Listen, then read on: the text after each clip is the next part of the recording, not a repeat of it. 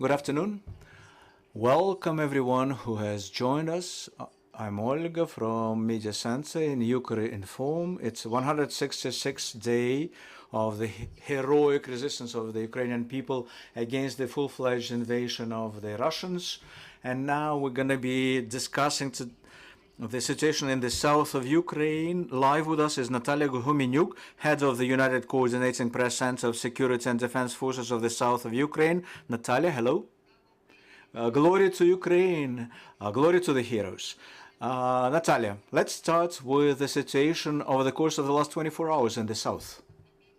In the south, the situation remains to be intense, but it's controlled by our defense troops. Even though the enemy brings in the reserves, trying to create assault formations, finds areas for maneuvers to their troops, but the situation is under our control, including under our fire control, and we're quite substantially adjusting their plans. Namely, the enemy right now finds it difficult to launch any assaults on land. That's why they focus on artillery strikes and air strikes. Ms. Natalia, we have observed our troops hitting Antonivsky and Kakhovsky bridges. So what's the situation there right now? Like I said, fire control that we maintained for quite a while, it's working. It has its purposes. And if properly used, it could perform accurate, high-precision hits on the sites of enemy's infrastructure. So the destruction of enemy command posts and ammunition depots. So far, we have felt quite substantial results of such strikes of our troops. So can you elaborate on it? Both in the south and in other temporary occupied territories of Kherson and Mykolaiv regions, we have targets that we are aware has amassed enemy man and material, and since the enemy is deprived of logistic support, would be demoralized in terms of the troops' morale, and logistically it won't be able to substitute the destroyed weapons and shells to them. As to the Black Sea, what's the situation there? Right now in the Black Sea, there are almost 10 plus minus 1 or 2 enemy ships and cutters, but usually they have 4 maritime means of launching rockets, 2 above water, 2 from underwater, just reminding us at all times that hypothetically they can keep shooting at us. This morning, 1 underwater missile was launched, caliber type, which were shot down by our air defense almost across the whole territory of Ukraine. Mr. Natalia, we can all see that our ships filled with cereals and other foodstuff are leaving Ukrainian ports in the Black Sea, going towards Turkey. So everything goes according to the plan. Can we state that those agreements stay on? The functioning of so-called grain corridors is being carried out under the control of the Istanbul Coordination Center. So far, we haven't identified any problems or provocations.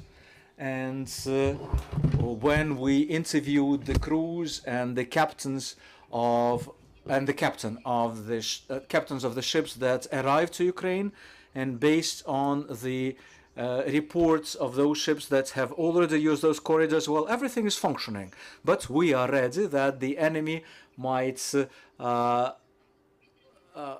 use provocations like the sounds of air alarms sounding in this region a lot. So both grain traders and transporters, carriers will have some concerns because of that. Ms. Natalia, what about the referenda? Yesterday we heard a clear position on this issue from the President of Ukraine, but today we have heard the statement of so-called Zaporizhia occupation authorities that they have signed the documents stating that they're starting to get ready for referendum. Do you have any information on that? The preparation to referendum has been launched at the very beginning of the occupation. We all remember the dates that we heard,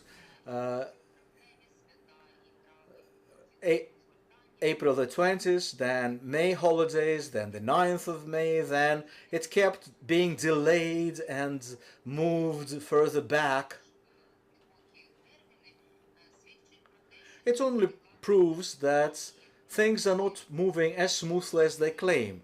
Thus, getting enough voters that will help them to imitate pseudo-referendum proves to be impossible for them. They fail to find enough people for that, but they start using different ways of coercing people, scaring people, forcing people to share their personal data, to create such falsified voter rosters. But the movement of resistance is very powerful in the south. Almost every day we can hear news about resistance. So people at the occupied territories have enough resources of strength and spirit to counter such provocations. We have questions in the studio, colleagues. Ukrinform, Elena Kožuchar. Since those bridges were destroyed in Kherson region, what territories now Russia uses to transport their ammunition?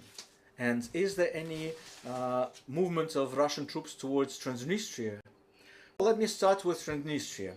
The situation there is very calm, well balanced. All those provocations and ideas that and intentions that the enemy has, they're